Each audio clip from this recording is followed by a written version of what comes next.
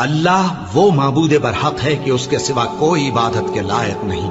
जिंदा है, सबको थामने वाला, उसे न ऊंग आती है न नींद। जो कुछ आसमानों में और जो कुछ जमीन में है सब उसी का है।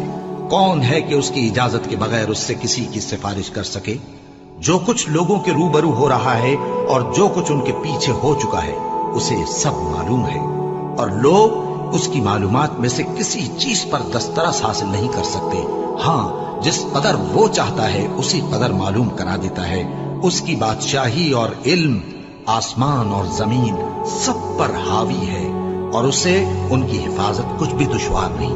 वो बड़ा आली रुतबा है, जलीलुल कद्र है।